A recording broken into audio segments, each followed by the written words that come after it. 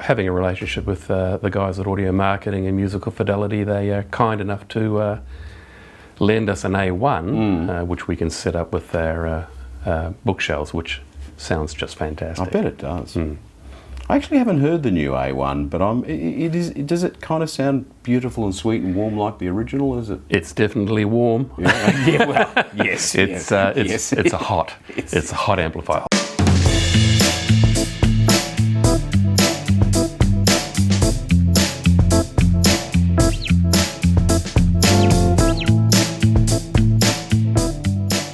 And welcome back to Not an Audiophile. This is episode 25, season 2. I'm fresh back from the 2025 Australian HiFi Show in Sydney, and today is the first of a series of episodes of the various interviews that I managed to record with a whole bunch of interesting people. First up today, Brian Rodgers from Richter. This episode of Not an Audiophile, the podcast, is sponsored by Spectraflora. Looking for gorgeous speakers that sound as good as they look? Meet Spectraflora, Australia's newest loudspeaker innovator. Their flagship Solata 88 is handcrafted in Victoria, Australia. With patent-pending waveguide and subwoofer designs, this speaker delivers impactful, dynamic and emotionally gripping sound.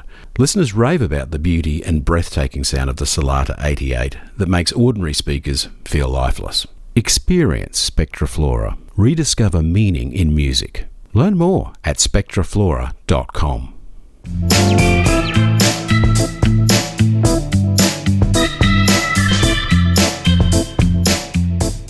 So we're here with Brian Rodgers at Richter, and it's a pleasure. Thank you, Brian.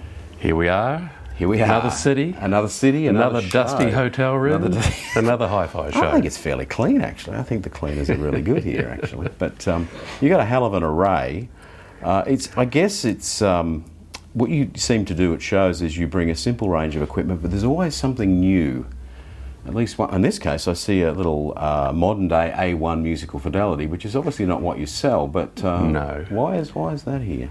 Look, if you look at the M6 SI, yes, that's my own amp. Yeah, okay. So it's not a loaner; it's an amp I like to use. It's got the power when required to develop the larger speakers. Yeah, okay. It's just a really nice performing product at a sensible price. It is. I mean, it's probably a good match for Richter, isn't it? It's a good match, yeah. And having a relationship with the guys at Audio Marketing and Musical Fidelity, they are kind enough to lend us an A1, which we can set up with our bookshelves, which sounds just fantastic. I bet it does. I actually haven't heard the new A1, but does it kind of sound beautiful and sweet and warm like the original? Is it? It's definitely warm. Yeah, yeah, well, yes. It's a hot amplifier. But yeah, look, it really sounds nice. I used it in the Melbourne show as well, and it really did well with the Merlins and the Harlequins. Yeah. Okay.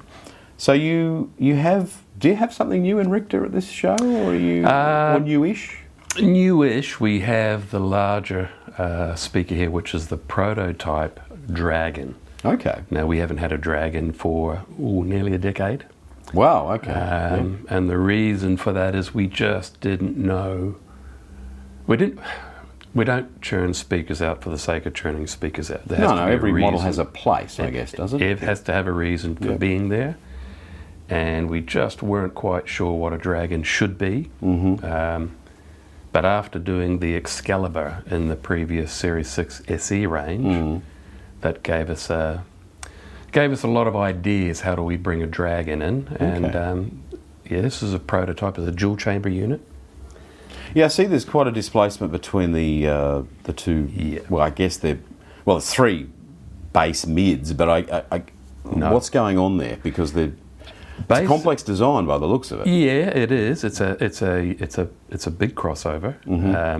We've got the dedicated bass driver that we've used for the Excalibur. Okay. In its own bass chamber at the bottom. So while the driver looks the same, it's a larger voice coil. Oh, okay. Much greater excursion. Same cone and surround, but behind the scenes. Same cone and surround. It's a totally different animal. Double magnet motor. Wow. Heavy cast alloy basket. Okay.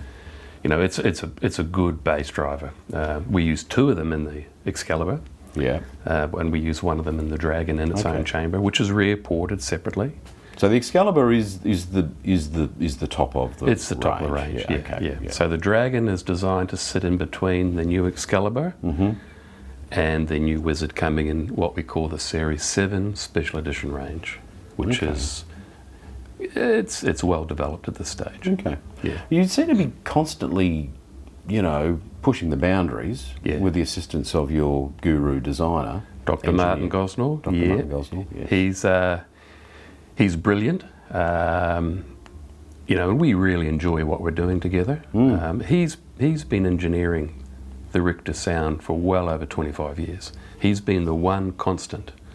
Well, actually, yeah. And I remember I went to a product release for Richter about that long ago. Yeah. And that was his first series that he'd done. Yeah. I mean, that is a long time ago. I mean, I guess it was the mid-90s or something. We don't like to think that far back.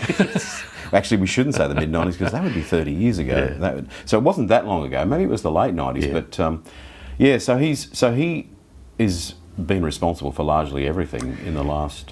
He's been responsible for the engineering of every speaker since Ralph Waters. Yeah, okay. Wow. So, Ralph, established the business, but Martin took over when Ralph stepped out, as far as an engineer goes, and that is well over 25 years. So, the brand is near 40 years old. Next year, it's 40 years old. Yeah. That not many Australian brands have lasted that long. Well, that almost brings me to my next thought, which is Richter is, I guess... Richter and Cricks. Yeah. But Cricks say they've been going for 50 years. Yeah. They're listening, of course. Well, technically, I've been going for over 60. Well, I have a sneaking suspicion that Scott's first speaker was built as a child, as mine was, successfully or otherwise, on the kitchen table, and he's including that. But and Ralph may have built his first pair of speakers on the kitchen table. I'm not sure, but.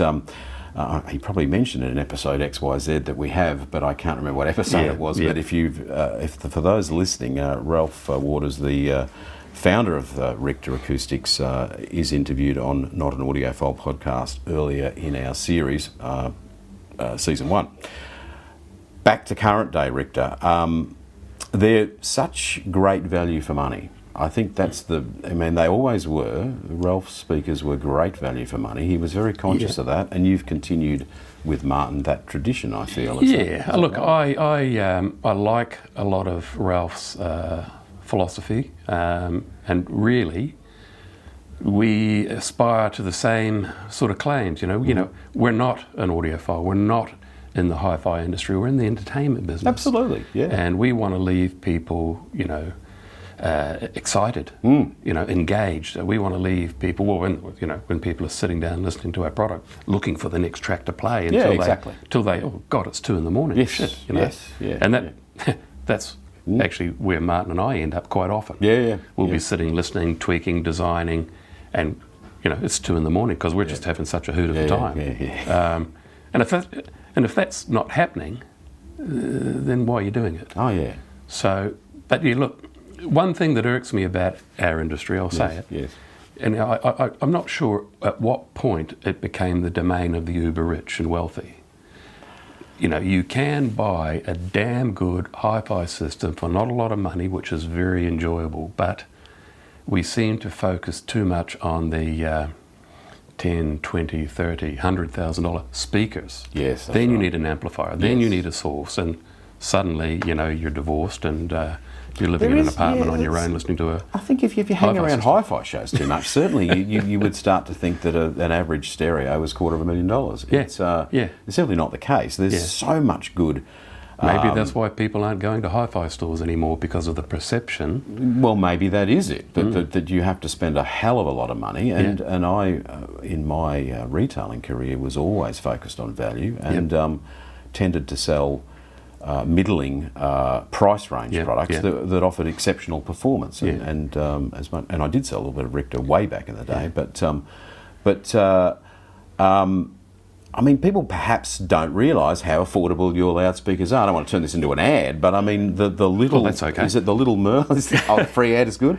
The little speakers, which I believe are the Merlin, the bookshelf, the stand mounts, or they're actually more of a bookshelf. They're not a big loudspeaker. They would go on a bookshelf. You look at any of our products, they are built stupidly well for the price. You compare them to any competitor at our price bracket or more, our build quality will be way better. You check the crossover build quality, way better. Yeah. I have seen pictures of the crossovers on your Instagram, what have you, and they look, from my technical eye, they are made from very good quality components, considering that loudspeaker is $1,500? Well, in current climate, the Merlin S6 Plus is now $1,399. $1,399, okay. And it's just been awarded by Sound and Image stand mount speaker of the year below $2,500. Well, there you go. So bang for buck. Yep. It ticks all the boxes. It's a great speaker. It really is a great speaker. I think it's a decent point to make that an affordable streamer, a good one, a Blue Sound or something. Here I'm using the Node Icon. Okay, so it is a Blue Sound product. Yeah. Oh, that's the new. That's the new Icon. One? And again, I've purchased one myself. Yeah. Yep. So you can put together. Look, let's take that musical Fidelity amp. Okay. It's $5,000. Yes. The M6. Blue Sound Streamer, round figures, $1,900. Yes. If you take the floor standing speakers there, the Wizard S6 Plus, which last year took out floor standing speaker of the year below $10,000, and they retail for $3,000. Okay. So for $10,000, you can buy a very good floor standing speaker, the musical Fidelity amp, the Node Icon streamer, and you will be very, very happy. And stunned with the sound quality. And sorry, what's the price of that is? About $10,000. Yeah, about 10. Yeah. Round figures about $10,000. So that's a damn good hi-fi system. That is, and I would take that a step further and say that you could buy a very good integrated amplifier with perhaps streaming of built into it and those speakers, and be spending $6,000 and $7,000. Yep, absolutely. Or you could take it a step further and buy the Merlins with a little NAD or a Rotel or something that for around $1,000, and play some CDs or records through that for $500 to $1,000, and have a $3,000 or $4,000 system that sounded amazing. So So really good hi-fi doesn't indeed have to cost. In fact, good hi-fi costs marginally more than rubbish hi-fi. Good hi-fi shouldn't be a scary thing to think about when it comes to investment. How much? No. As you said, the Merlin, a lot of Merlin bookshelf speakers have been sold with products like the Power Node Edge. Yes. That's a little 40-watt a side streamer. Yeah. And you are talking, $2,000 to $3,000 as a setup. For a whole stereo. And it's for an apartment. Yeah, that's all you need. It's great. It's where you can start. It's ultimately maybe you want more, but it delivers beautiful music. But it's affordable entry. Yes. It's where you start. No, I agree wholeheartedly that that there's I mean my point from a technical person's standpoint is that that's a good quality combination. It sounds great. It's quite well made. Yeah. And if you spend a bit less than that, you get utter rubbish, unfortunately. So you've got to spend a little bit of money to get something that's going to last, that sounds great. Yeah. Probably JB Hi-Fi, without probably mentioning a retailer's name, but I just did. Yeah. Not a good place to go and buy hi-fi, because there actually is no hi-fi in there. Get a good kettle though. Get a good toaster these days. Yes, and they do a nice line in washing machines. I would step sideways to any good specialist retailer, because not only will they sell Richter, but they actually will probably have a nice, a value for money, sensible choice to power them. Would you say? Yeah, absolutely. I mean, you know your retailers well, and you've actually got many of them. Absolutely. Look, these days a lot of people, we promote or try and suggest to people that a nice, modest streaming amp or amplifier with HDMI ARC and the Merlin bookshelf speakers is a great alternative to a soundbar. Nobody sits down and listens to a soundbar. No. Right? Well, you wouldn't. Nobody. Not for long, anyhow. Yeah. So, but here you've got a great hi-fi system that you will sit down, listen, and enjoy. And my idea is that people come and listen to music. They come to a dinner party. You're listening to music, but then it turns into a dance party because they love what they're listening to. Why would anyone buy a soundbar if you want to listen to music? So you're in this business because of music, really? Oh, yeah. I mean, look, always trying to make the product better because we're in direct contact with our consumers. Yes. We take comments on board. When we develop a product, You know, those products are in the back of the car. I'm out around retailers, they're in store. We're listening, testing, trying it on different equipment. Every room is different. So we're trying to build a product that's going to sound better than anything else in most situations. Yes, yeah. Whereas you'll find one speaker from another brand will sound great like this. Yes. But then in the wrong space. It sounds terrible. Yeah, well, what they say is the wrong space. Correct. I'm not sure if it was you that said this, but a few people do, I guess, is that it's it's something about it's not the... Now I've blown it because I can't think of the saying, but it's about the excuses that people use for why the system is not. It's always the room, of course. Yes. But in reality, rooms are rooms are rooms. You know, the better the equipment, no matter the room, it will sound better. So you know, the great thing, a good balance of a good balanced, well balanced loudspeaker design will work better in most rooms. The good thing about a HiFi show is it's a level playing field. We're all got the same cardboard box to deal with, right?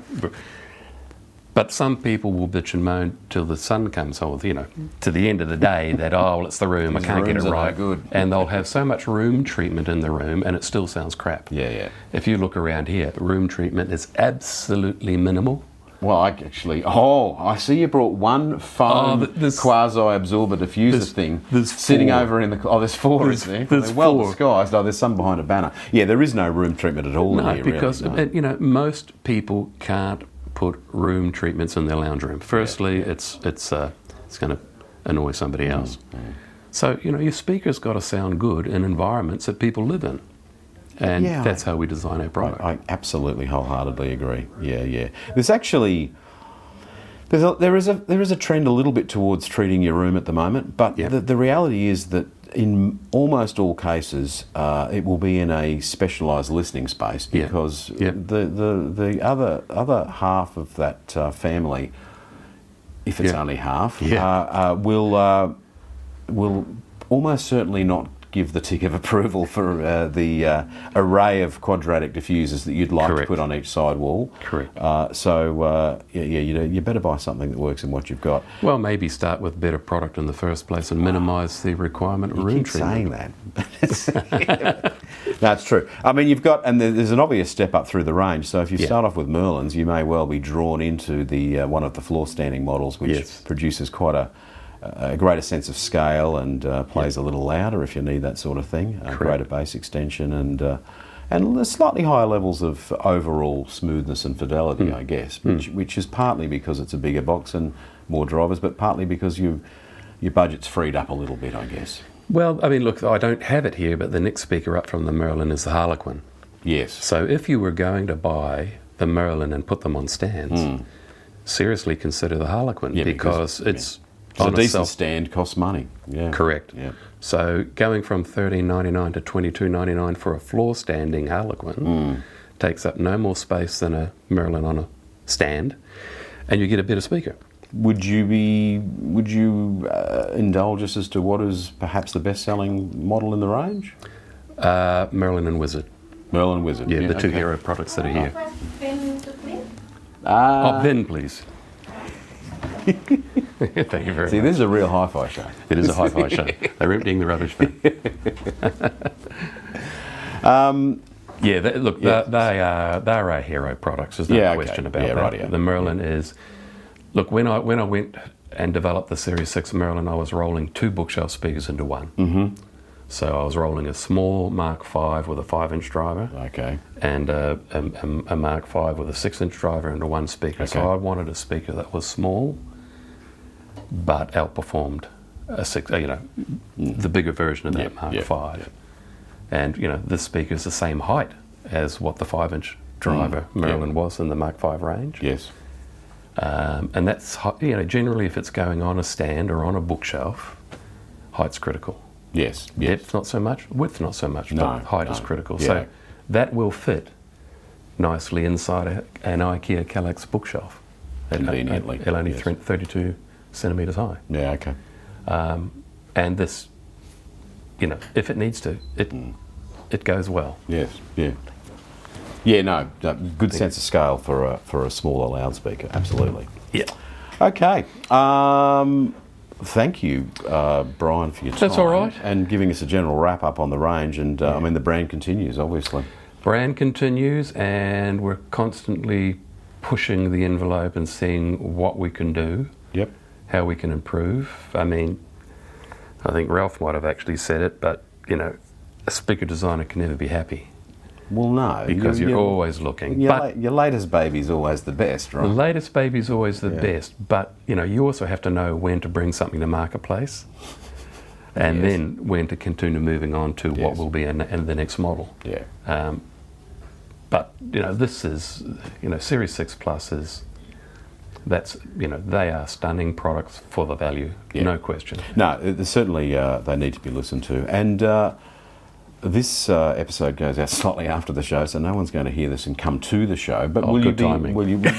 You have retailers over the country, and I guess you go to other shows, do you? Oh, look, we normally do them. Well, there's only 2 shows in Australia, which is the Sydney Stereo Net Show. Mm-hmm. The Sydney Stereo Net Show. The Sydney. Have I had a drink yet? Considering it's... Let's try that again. Let's try take 2. Oh, do you know something I don't know? Let's start that again. The Melbourne Stereo Net Show in August, we'll be there. And, you know, fingers crossed, we may have the first run of the 3 Series 7 Special Edition models available for initial auditioning. So that's actually that's exciting. That's what we're working to at the moment. And again, these will be products Richter's never built before. Okay. Really, again, the Dragon, the Wizard, the Excalibur, all done in a natural oak walnut veneer, real walnut veneer. Oh, hang on, really? Okay. Yeah. Wow. So, and it's, well, actually the same as this here. Yeah, right. This is a prototype. Yeah, okay. Returning to a slightly curved Yeah. cabinet. Okay. And, you know, we're moving away from black. So, you know, the baffles won't be well, black. that's interesting. Okay, all right. So we want to make the product a little more lounge room friendly. All right. Rather than, you know, there's a big black box in my lounge room. Well, I mean, they're simply designed, but they're very elegant and neatly designed and nicely proportioned, I think. But okay, so you're elevating the pushing the aesthetic a little bit. Yeah, okay. Yeah. Oh well, that's interesting. And of course, the Melbourne show. Not that we're here to promote necessarily their show either, but my understanding is it's on earlier this year. It's earlier August, so that way we won't get hit with the Melbourne Marathon. The streets down. There was that, yes. There was people running past the show last year. Yes, correct. Yes. So, and of course, it's slightly cooler weather as well. So, yeah, good time to be inside and looking and listening to HiFi. Yeah. Okay. Hey, thanks, Brian Rodgers. That's all right. A pleasure, and we'll speak again. Sounds good. Thanks, Andrew. No worries. Pleasure. Bye. Are you looking for your tribe?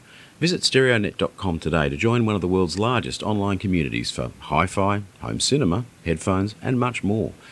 Read the latest news and product reviews or check out the classifieds for the largest range of gear on sale. Membership is absolutely free, so visit stereonet.com and join up today. We're here with Jeff from HeyNow HiFi, and perhaps the first question I could ask is, why is it HeyNow HiFi?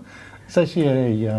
Because I was just walking past and I met Jeff in the hall. How's that going? He was telling me just the other day or something. Anyhow, yeah. HeyNow HiFi. How did that? Are you a fan of the Larry Sanders Show? No, it's actually just really, really simple. It's a combination of my last name and my partner's last name. Oh, there you go. Wow. Yeah. Okay. Yeah. It just came to me in the middle of the night, and that kind of works. Yeah. It does, and it's like that sounds pretty cool. It's memorable. Yes. Yeah. So you're here. At Sydney HiFi Show or Australian HiFi Show or the whatever this show is called. What is it called? For me, it's the Sydney HiFi Show. Sydney HiFi Show because I had to drive 1,000 kilometres to get here. Yeah, absolutely. Yeah. You've got some interesting equipment on display. Obviously, the Dohmann turntable, which is, and that's a Helix 1, is it? Helix 2. Oh, it is a Helix 2. Helix 2 Mark III. It was HiFi Plus's choice of turntable of the year, price no object. Wow. Okay. Yeah. HiFi Plus. HiFi Plus. They're quite a discerning journal, really, aren't they? They are. Yeah. They don't just give prizes away. No. Yeah. Okay. I mean, it's a magnificent piece of machinery. I just listened to it and it sounded. I mean, the horns sounded like horns. I just think it looks classic as well. Nice 40-60 split of it. It just looks great. Well, it gets right away from the blingy Euro chrome look of so many European turntables. Does, yeah. Continental Europe, the English are probably slightly more reserved, but yeah, I mean, it appeals to me, and of course the fact that it's made in Australia is, I mean, we go on and on about it, and obviously we introduced and interviewed him a couple of episodes ago, and he regaled us with all sorts of tales, and perhaps most importantly for those that have not heard that episode, lots of useful information about how to set up all the important aspects of any turntable system. But, absolutely, yes. He's such a knowledgeable person. Yeah, I mean, he's clearly addicted to it and has been for 40 years. And I've been a part of this project for 9 years, I think. Is that right? Yeah, okay. I've watched it develop from its original Helix machines that he built himself with pre-production prototypes. Yeah, all the way through. So I feel very honoured that I can display and present this. It's quite a story, isn't it? Really, yeah. It's actually the third one I've had since the last HiFi Show. Yeah, that's a pretty solid effort. So you're turning them over. Yeah. Yeah, I mean, it's if you like you said, HiFi Plus. HiFi Plus, yeah. Yeah. Greatest turntable in the world. You've got some other amazing gear. Airtight tube amplifier, which is actually surprisingly affordable. Yeah, it is, yeah. It's Japanese made. It's made by the people who, their father was Luxman, like proper old Luxman. Okay, when you say their father, you mean like by blood, by family? Yeah. And then when that went, wherever it went, haywire. Yeah. These airtight brands started. Yeah, okay. And this here is an ATM1E 2024. Yeah, okay.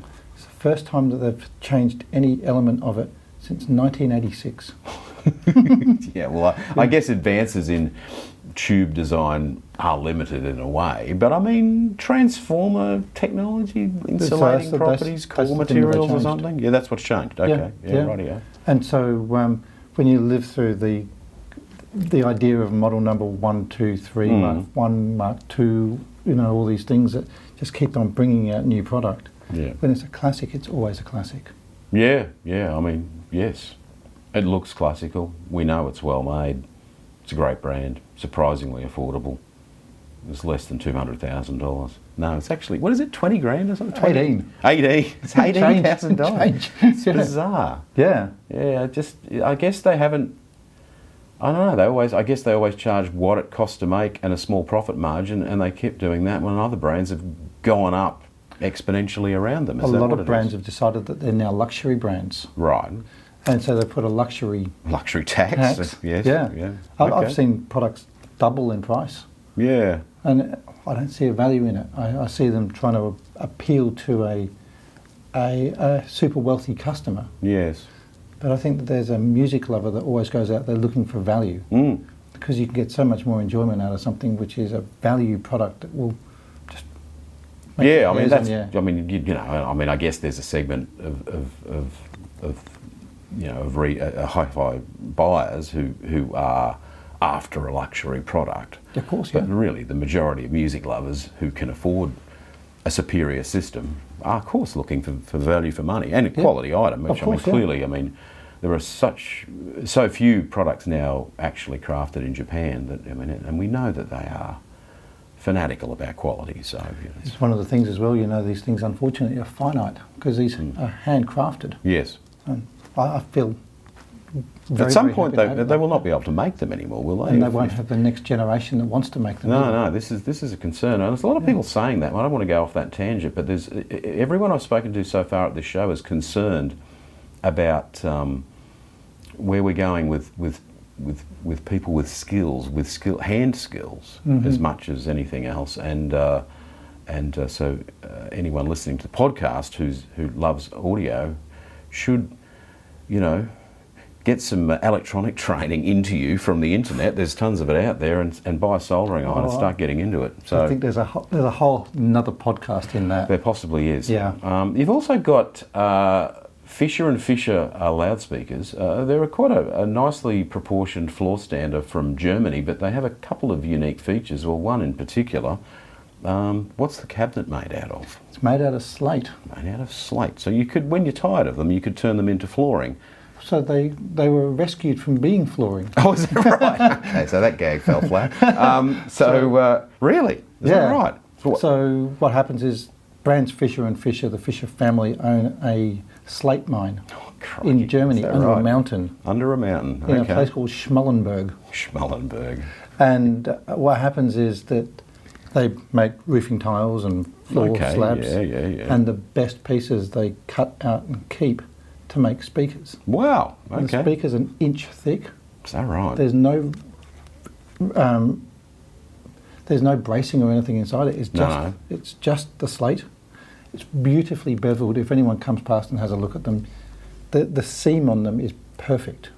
Well, they probably have some fancy machinery on there. They certainly do, yes. So do they make like bench tops and stuff in-house or something as well? So they've got some great machining equipment. They do, yeah. Some German-made CNC But I think the really interesting thing about slate is to explain what slate is, because it's not stone. Okay, well, you better tell me about that, because I'm foolishly thinking it's weirdly stiff and light, isn't it? Kind of compared with rock. Is that part of it? I think. Or is it not that light? Tell me about it. Well, it's 85 kilos each for this pair of speakers. Okay, so these speakers are not light. 85 kilos a piece. And I've taken them everywhere. I've taken them to Geelong. I've taken them to Bayswater in Victoria. So this is everywhere. Bayswater and Geelong. I've brought them here. I took them to the Melbourne HiFi Show. Yeah, okay. People say, can I hear them? And I put them in my car and off we go. That's, what do you drive, a Dodge Ram? I mean, you put 170 kilos in the boot of the car. I've got the best car ever for this industry. I've got a long wheelbase Caddy. Ah, the Caddy. Yeah, it is the best car. Yes. For this, it drives like a car. It does. I've actually managed to do everything that is said in the Dire Straits song. Okay. I've done refrigerators, Yes. microwave ovens, TVs, and a custom kitchen. The kitchen is kitchen. that went in my Caddy. Yeah, right. That's very cool. I had a Caddy for many years, and it was super reliable, very capable. We used to call it the florist delivery van. We never delivered flowers in it, but it was kind of a lot of people use it for that as well. They do, and painters use them as well. Yeah, and I also used to drive it around a racetrack and put my motorbike in the back as well. So it's surprising what you can fit in there. I think you had to take the mirrors off, obviously, but but it wasn't that high. But they're a very versatile machine. But handle well enough to chuck it around lakeside. On two wheels. It was, the long wheelbase one, maybe not so good, but... putting a pair of Fischer and Fischers in one side would help you to do that. Well, if you were speedway racing, yes. Going only one way. But they're back to speakers. So slate, and they had a ready access to slate, but what's its acoustic properties? The acoustic properties are that it's actually made out of layers of silt and sedimentary rock. Which is crushed over time like... Yeah, so if you left slate there long enough, it would turn into big sheets of diamond. Possibly. No. So silt that's... So does that mean is that why it comes out in quite neat layers or... Yes. Yeah, okay. And it is layers, and that's the magic of it. Yeah, right. Unlike stone, unlike so many other materials that people use outside of MDF, this works like an a resonant-free box. Yes. So each one of those layers is a different density, and it keeps the sound. Oh wow! So it's like it's not so much a constrained layer, but it's sound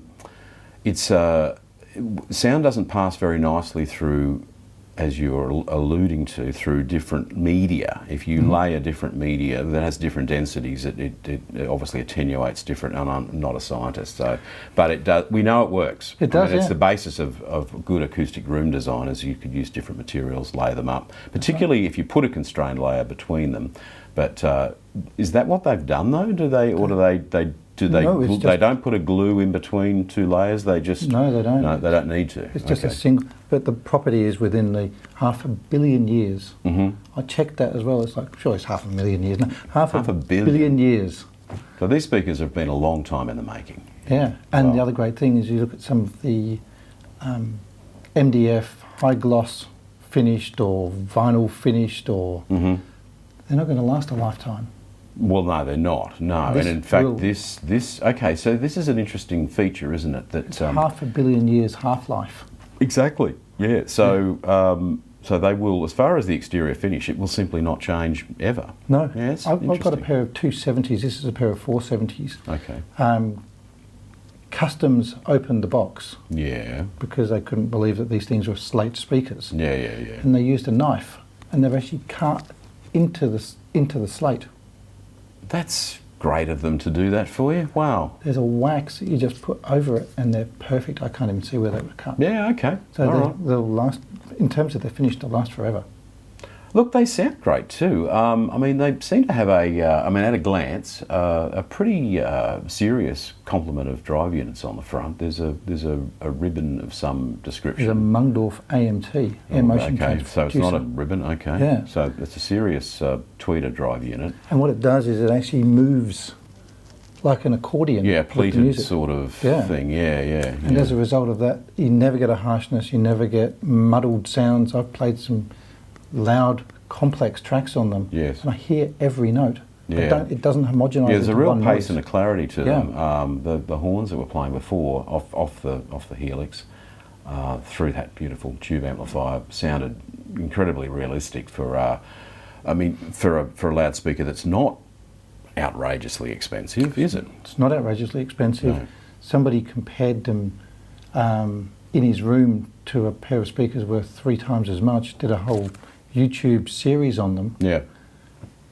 He was looking for things to be able to say, well, you know, the speakers that I've bought are worth this much. Mm.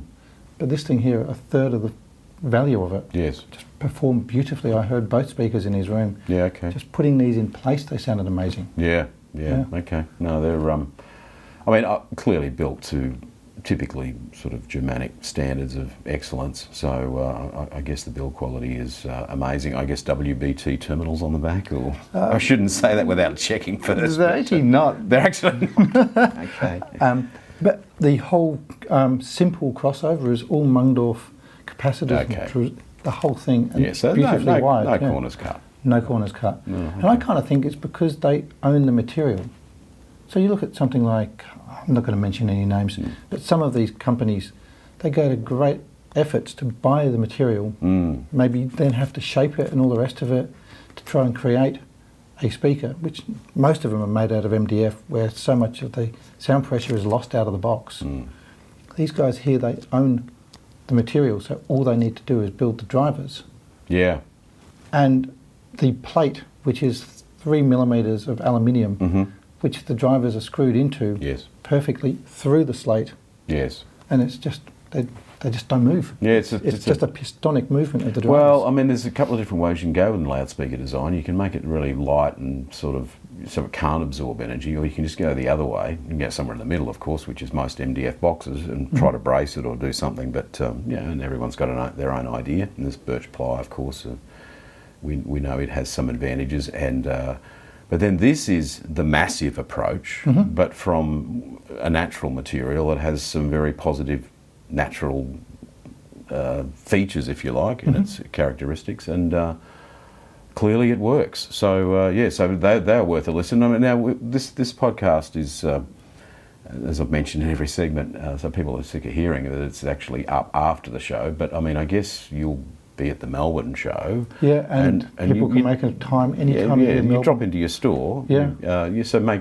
preferably make an appointment. Always make an Yeah, appointment. but obligation free, of course. Absolutely, Just come yeah. and have a listen to them. Yeah, Be yeah. amazed. Yeah, And definitely. for that matter, you've got offices full of other juicy goods. You've also got, actually, just to round out the wrap up of the system, very nice looking rack, but also AG Lifter from New Zealand.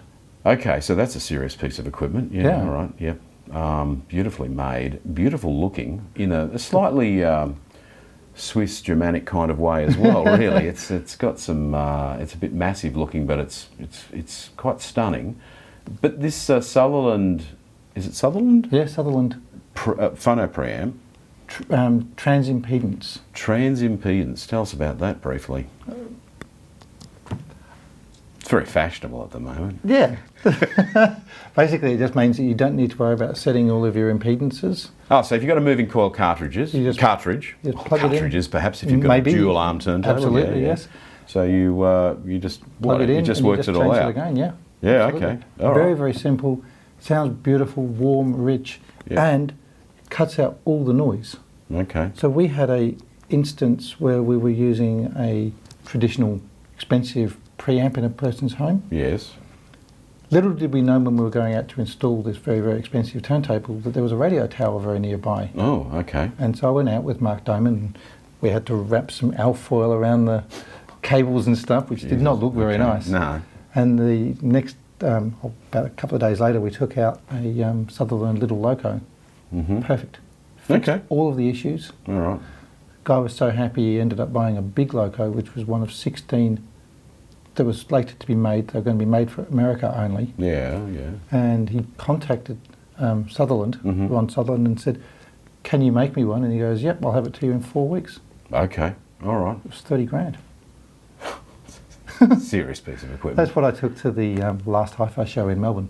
That actual Yeah, one. the client lent it to us for the weekend. Wow. Okay. And that, so Sutherland is made, excuse my ignorance, but In Kansas, America, in handmade. Kansas. Yeah. Okay. Wow.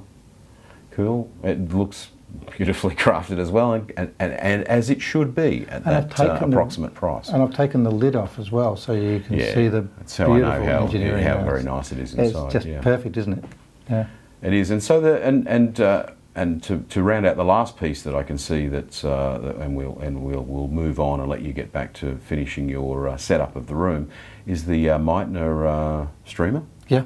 Yeah, that's a interesting looking piece as well. Yeah, Canadian. It's a very, very good DAC. It's called an MA3. The DAC on it, as just a DAC, and I've had people buy it just as a DAC. Yeah. Okay. Sounds really, really musical. Ed Meitner is one of the architects of DSD DAC technology when it first came out. Yeah. Okay. And so everything on that is proprietary Meitner. Is that right? Yeah. Doesn't use other people's little chipsets and stuff. It is his own DAC. Okay. That's something. Yeah. Yeah. Rightio. So his standalone DACs are like $60,000. Okay. This thing here is 24 with a streamer. Is it really? Yeah, and he's put Meitner on it instead of EMM Labs. Yeah. Rightio. So EMM Labs. Yeah. That rings a bell. Yeah. Okay. Yeah. All right. And it's often when I'm playing a different streamer in the shop, Yeah. I know straight off. It's Yep. like there is something missing. Yeah. Okay. Because this is pretty much the system I run every day. This That's is a what I- kind of surprisingly affordable piece, considering how special it is. What? Yeah. So, of course, you're kind of used. You've developed a taste. I have, yes. How the hell do you go back to something ordinary? That's very difficult. Yeah. I'd normally run an old 1980s Lin LP12 at home. And I took, Nothing wrong with that. No, and I took home a German turntable, which is new. It should have been absolutely perfect. It's got a really nice arm. It's got a better cartridge on it than my Lin. Yes. I turned to Danica and said, "There is a problem with this. There's something wrong. It was too clear, too clinical, not what I was used to." See, you know? that's interesting. Yeah. So, this is the problem, isn't it? So, new turntables. Yeah. Oh, I think all of this. Not all of them, of I course, was going to but say all of this sound is very subjective. Though, of course. And that's obviously. But you enjoy the musicality of the Lin, right? Yeah, I do. And the lack of, well, to some degree, the lack of hi-fi-ness, perhaps. And then you brought home a hi-fi turntable. I did, yeah. Yeah, and it didn't work for you. No. So the next thing I'm going to take home is an Origin Live. I Yeah, just bought okay. some for the shop. Yeah, rightio. I'm a dealer. I've been dealing with them for the last 6 months. Yeah, It's been rightio. really nice and successful for me. And Yeah, so okay. I've got a couple of demo models that are coming in. Yeah, rightio. Who brings Origin Live in? I do. Oh, You have to buy them directly from Origin Live. yeah, rightio. Yeah. Oh, good on you. Okay, Yeah. cool. And so, Good stuff. Okay, so if people are interested in Origin Live, you've got that as well. Yeah. I've actually, since the last HiFi show, I've actually really developed my place in analog. Mm-hmm. This beautiful Dohmann has obviously helped it. And then people are contacting me for much more. Record related. Exactly. And I've got Tony, who's with me at the show, Yes. he's my person to set up turntables. Okay. If someone wants to hear a Dohmann in Melbourne or anywhere actually, Yeah. Mark will accompany me. Yes. We'll set it up and let them have a listen to it in their home. It's a pretty amazing service, really. You get the designer of the turntable to come out. I know, yeah. Well, that's the joy of buying local, isn't it? You know. Well, exactly, yeah.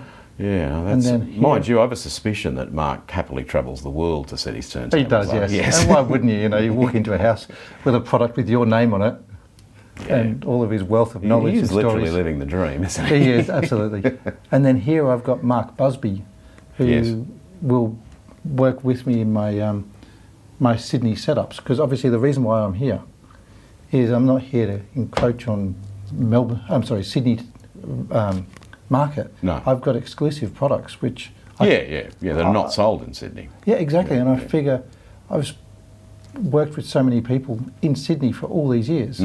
The least I can do is to get in my car and come up if there's a HiFi show. Yeah. So more than happy to say hi to everyone, shake their hand, and you know, thank them for their custom. Yeah, no. Well, that's great. Thank you, Jeff, and thank you for your time. Great system, very interesting components, and you know, I mean, depending on your attitude, I would say surprisingly affordable, but it's still expensive equipment, but it does deliver the goods, and it's beautiful quality, and clearly these are pieces you keep for a lifetime if you choose to. Absolutely. We work in... Or upgrade 3 months later. Or less. I mean, I guess you do trade-ins, right? I do trade-ins, yeah. Yeah, well, that's the way to do it. And it's all about evolving a system. So just because you bought something today doesn't mean that that's the thing you want to live with forever. No. But having the ability to trade back in with the person who started you or was part of your journey is so important, because why would you want to try and sell it to someone else? You know, you may get the perception of getting a better deal if you sell it yourself, but you know, the convenience, the ease, and somebody just guiding you through it's so much easier. You don't have to one-stop shop, and you don't have to deal with, you know, people that answer random ads. All right. Thank you again, Jeff. And we will speak to you another time. Brilliant. And of course, we'll keep running your ads. Thank you. We might try and change the next one. Yeah, indeed, yes. Due for change. I keep running into you and discussing the same thing week They're after week. wonderful products. People should be buying these Lindermans. Well, you've probably run out of Lindermans now, so we'll... I found another stack. You found another stack? I did, yeah. So, okay. German, very, very well built. Indeed, yeah, they won't go off.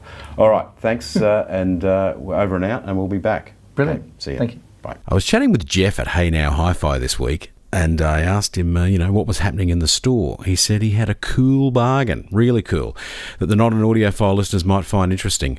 Lindemann Limetree HiFi Essentials, German-made, compact, high-end discrete components that enhance any hi-fi system. He has a music streamer with a DAC, and a phono preamplifier, all on special. Why don't you head to heynowhifi.com.au and search Limetree. What is it? The Australian HiFi Show? Yes. The Sydney HiFi Show? Or is it the Sound and Image? It's the Australian Sydney HiFi Show. Yes, it's somewhat confusing. We're here with Jean Marie Liere in the Microphase Audio Design room. Mad, of course, completely mad. We've come to see Jean Marie because he has some rather unusual looking loudspeakers, some would say, but in reality, as I'm sitting before an original pair that he manufactured in 1985 that sound amazing. He's really continuing on really from where you started in France. Yeah, that's right. And so that adventure lasted about, 4 or 5 years probably. Okay. Yeah. We had good distribution all around Europe, primarily in Belgium, Germany, where we were selling only the active version of them. Okay, yeah. And then in Scandinavia. So you had an active version in 1985? Yes. Okay, all right. We do have a new version as well now with a Class D amplifier. Yes. But at the time it was a beautifully designed Class A amplifier. Class A? Yeah. Made by one of my dealers in Strasbourg. Okay. And I've never heard it. It was a complete mess inside. But it sounded amazing. And then my German distributor said, I can't sell that. And so we redesigned it, on a PC board. And so we lost some of the magic, but obviously it was more manufacturable. Yes. So originally it was some kind of point-to-point wired sort of extravaganza or something. Yeah, well, I don't know why, because At the time, there was, I had a vinyl plant not far, studio. It was all the beginning of the free radios, Yeah. So there was a lot of activities, a lot of new studios that needed small monitors. Yes. And these ones, the professional one, wanted to get an active version, obviously. Yeah. So we that's how we started. Then all right. the pinnacle of that, is that the right word? Yes. Well, we say pinnacle. Pinnacle, yeah. Of that was that we equipped the wall of the Norwegian radio with 100 pair of them. Wow. And some are still working. Wow, okay, that's amazing. So in fact, your manufacturing adventure in the mid-'80s was of some scale. So, but at some point you moved to Australia. Yes, and, 1997. 1997, so you've been here a while. Okay. Yeah. So you're almost a local.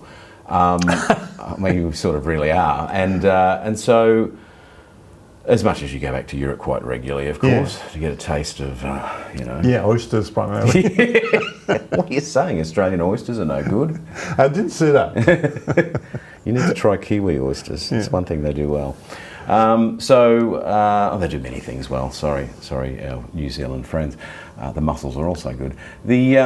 So back to speakers. So you've got quite an array here, and what I also notice, and it's disappointing that we're speaking historically in a way, because this podcast goes out after the show. Yeah.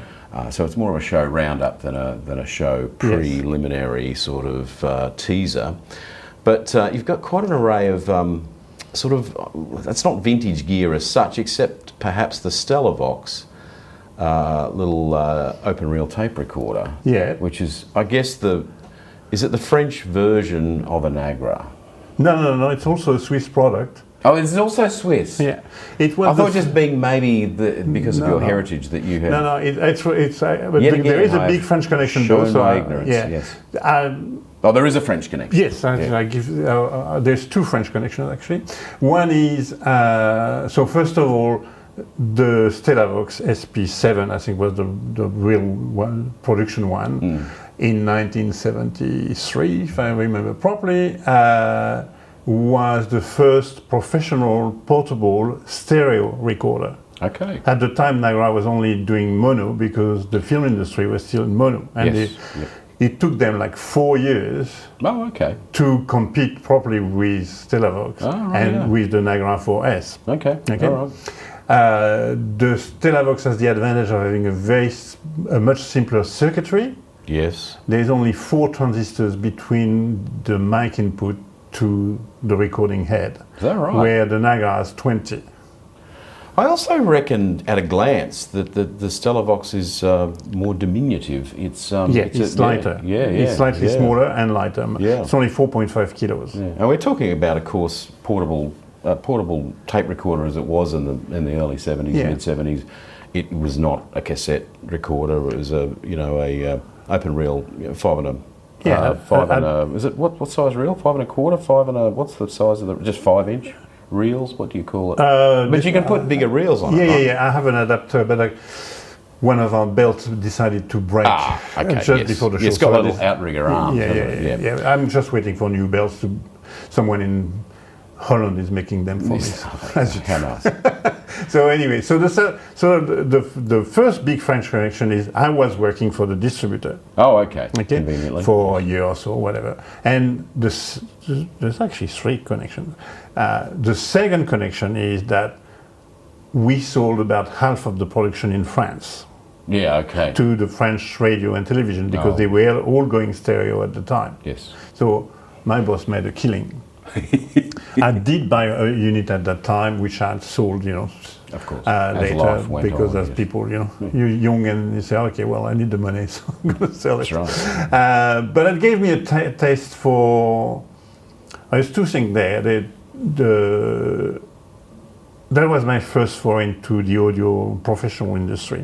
Okay, because we were selling Otari and a very fancy.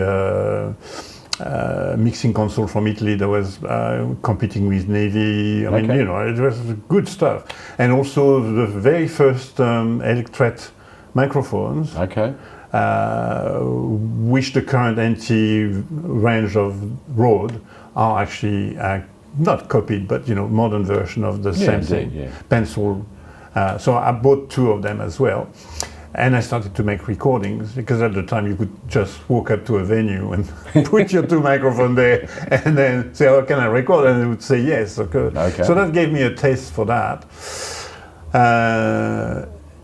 But it's not until another 10 years that I really started to design speakers with the view of selling them. Okay. The third connection is that the motor, which is made by Aton, AATON, it's a company in the Jura part of France, which is famous for all the watchmaking. Okay, so so it's the French equivalent of Saint-Imier. So there's quite a lot of So that motor was originally designed for Beaulieu for a film camera. Yes. Okay, and then it was adapted by George Kelly, the owner of Stellavox, together with Aton to make it work into a portable reel-to-reel recorder. Well, I can see.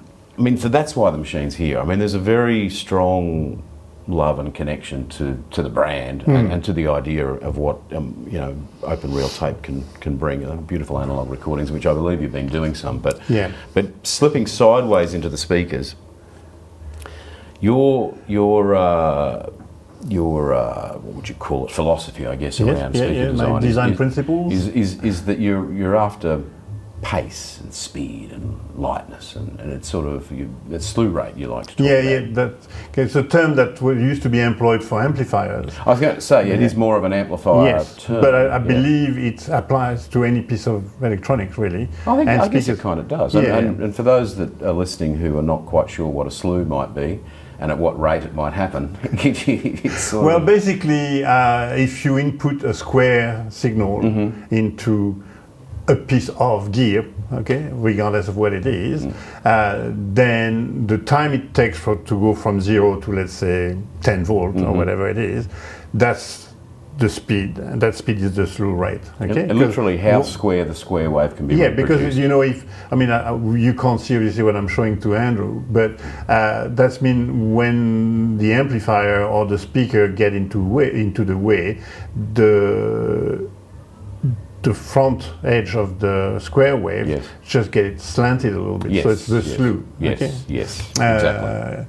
And so nobody ever measured the slew rate of the loudspeakers. We do make impulse measurements, which is about the same, but we don't transform that into a number which would be the slew rate. I think, again, we need to anchor Microphase into the history of French hi-fi.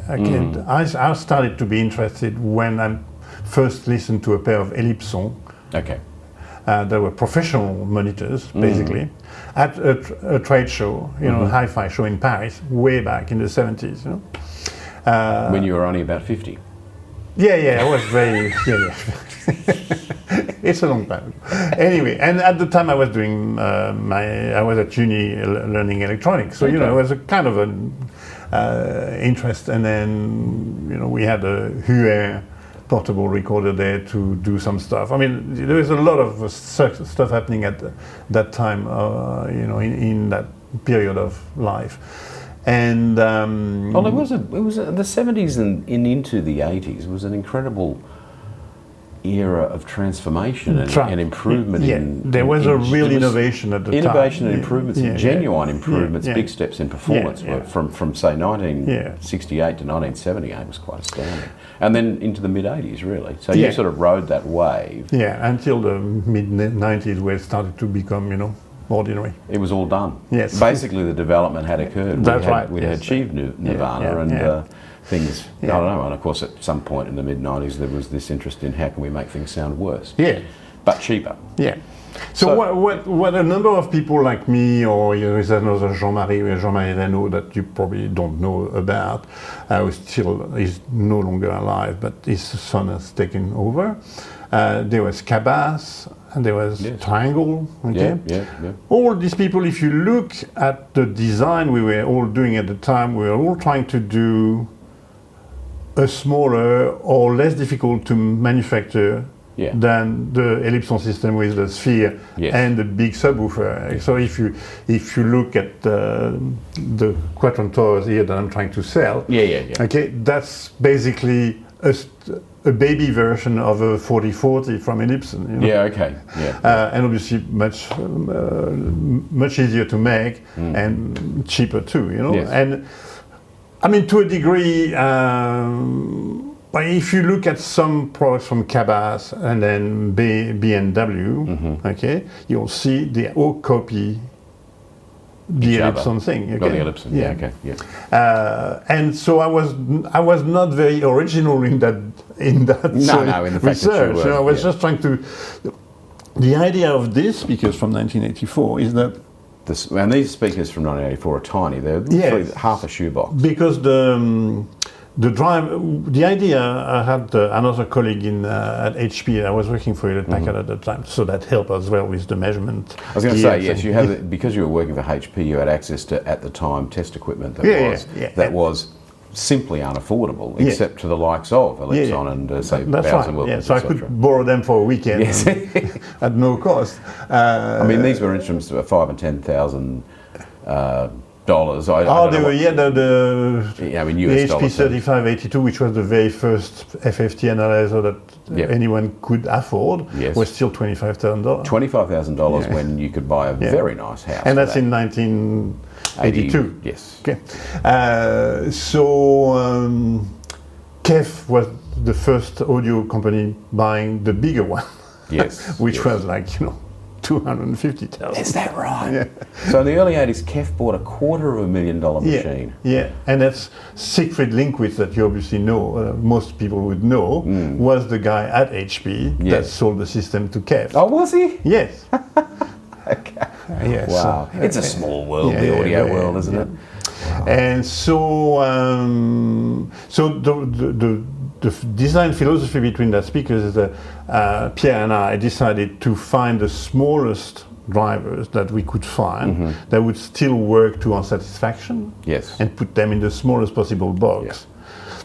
And because on the side we were building Onkyo enclosures for Onken enclosures, sorry, for with Jean Iraga and all that French Japanese crowd. Anyway, so I diverse. So that's how we came with the idea of the slanted baffle, because that was giving us a little bit of time alignment. Yeah, time alignment. Yes. It was not too difficult to make. You have to understand that these things were made manually. There was no CNC machine at the time. And so, if we continue in the history, so by the time I had, got married, to some degree, to cut you off for a second, I mean, you're implying that modern manufacturing techniques for speaker enclosures are less than hand assembled. They're all hand assembled, really. Yeah. I mean, the pieces are cut with a machine, but the rest is absolutely, the assembly is still manual. Whether it's made and tape in China, Russia, Estonia, UK or Australia or America. They don't make anything there anymore, but I'm sure there's someone who's trying to change that. They're all ultimately beautifully precision cut by machine, but still have to be but obviously the fact that you were cutting them on a bench saw, there's a little bit of fettling to get it to fit up. I did a little bit of variations, a bit of fudging to a bit like Jaguars of the 70s. Everyone was different.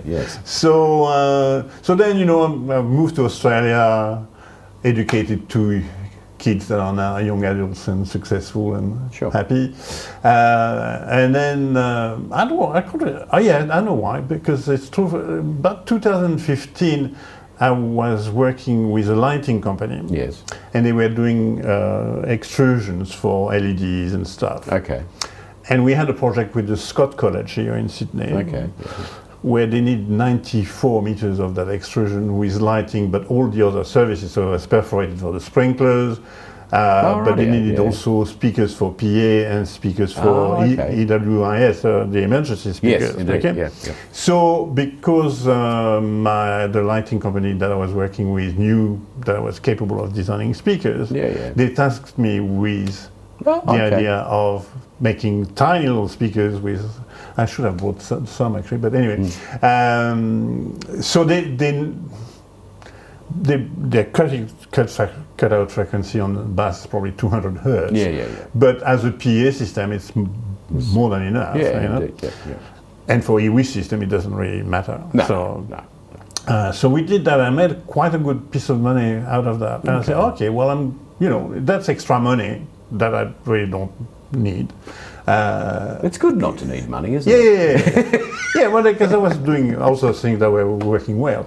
So I decided, I was like, well, let's use 10 or 20% of that money, not all of it, no, to design a modern version of those of the speakers, original. okay? Yeah. And that's how the SAT M Mark II came about, which is the top of the towers here. Yep. I didn't bring one because I don't want to sell them. Yeah. I mean, I can't make them anymore. But that's also where the idea of the Mark III came about. Yeah. Okay, because that was the first satellite into which we put a backdrive, an active as in not passive. An extra driver in the rear baffle. That's a driven drive. Yeah. Yes. I'm not quite sure how that works, and unfortunately, time will defeat us as far as explaining the technicalities of that. But the bottom line is, you have like a 4-inch driver in the front, or is it 5 1/4? No, 4-inch. Well, this one is at the time it was the 10 centimeters, 11 centimeters. Yeah, so 11 centimeter, which I guess we generically refer to. We have now in the Mark I. It's actually more of a 3.5-inch driver, isn't it? But anyhow, so it's a small drive unit. Then you have a larger mid-bass drive unit in the rear baffle. Yeah. And obviously some kind of crossover arrangement between them. It's not as if they're driven in parallel, are they? Or are they? They are... Well, basically the front driver is not filtered at the bottom. Yeah, so it's like a 2.5 way. Kind of, yes. Yeah. And then the back one is cut at 300 hertz or whatever. Okay. Yeah, well, it's really it's 2.5 way. Yeah. But it's interesting. It's also because they are, like, we use the term isobaric loosely, but basically because the two drivers share the same volume, each driver sees the whole volume of the box. So it looks like you have a small speaker that is twice the size of roughly, it's one of those things, I guess it's very hard to predict in any kind of software. You really have to build it and try and fiddle with it. So we were lucky because I think one reason why it works and what we could achieve the Mark III as well is one thing that I found, by trial and error and by chance as well, is that if the resonant frequencies of the two drivers are the same or very close, that way it works. Yeah, okay. If you had a 40 hertz on one side and a 60 hertz on the other side, it would go all over the place. I'm going to keep it because we've got a lot of guests on this show. This episode's going to run for hours, but I mean, I really appreciate your time. You have so many interesting stories, and of course, I mean, the decades of stories. Well, there is decades of stories. There are many stories. We've touched on it. But the bottom line is, Jean Marie's loudspeakers are really easy to recognise because they are built from birch ply. They are clear stained or clear lacquered. Really, it's a terrible expression, clear stained, because they're not stained. In the normal sense, they are simply sealed and present in their kind of in a finished raw state, I guess. And they're tall and skinny, and they're very fast, and there is something quite. There's something about the way they sound that many other loudspeakers don't quite sound the same. And if you like, which is easy to like, that kind of lively, exciting way about them, then you have a listen. I guess you're at other shows. We can announce today that we will be at the Melbourne show. Well, there you go. In August. All right. We have now a listening room in Melbourne called Groove Audio. Yes. It's going to be more active from July. Okay. And in Sydney, it's at my place until we found someone else. Yes. But the thing is, for our European listeners. So I have a listening room in Kent, in the UK, called Val HiFi. Okay. And then someone in Paris, or near Paris, and near Beauvais, who is a man of a gentilhomme, as we call him. I mean, he's a musical encyclopedia in his head and also physically, because he has, I don't know, 4,000 CDs and I don't know how many vinyls. Okay. And just to give you a taste, he has 48 versions of the Four Seasons. And you know that. Did you say 48? 48, yes, on CD. So I'm sure he has more on vinyl. I mean, it's a wonderful piece of music. 48 versions may be a stretch. Yes. And any other agents? So at the moment, I can't confirm. We are working with Jean-Jacques in Beauvais to appoint someone in Belgium. Okay. And someone downtown Paris as well. No, okay, all right. Well, but this is infant. So an international brand. Yeah. You manufacture locally, export everywhere, and you can hear them in all sorts of places. Thanks, Jean Marie. Thanks for some insight into Thanks the product. for stopping by. And not a pleasure. Maybe not a pleasure. Did I say not a pleasure? It was not a pleasure at all. It was an absolute pleasure, as always. And I'll see you in Melbourne. Okay. Thanks no again. problem. Great. Bye. Thank you. Thanks, Andrew.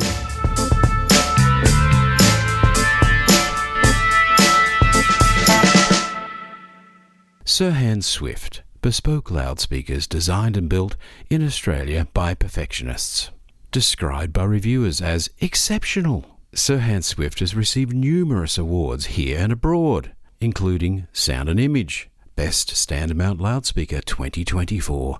For full information, head to sirhanswift.com. If you've enjoyed the show, and you must have because you made it this far, can you please perhaps give us a 5-star review, if that's what they call it, on the platform that you prefer. So thanks again for listening. See you in the next episode.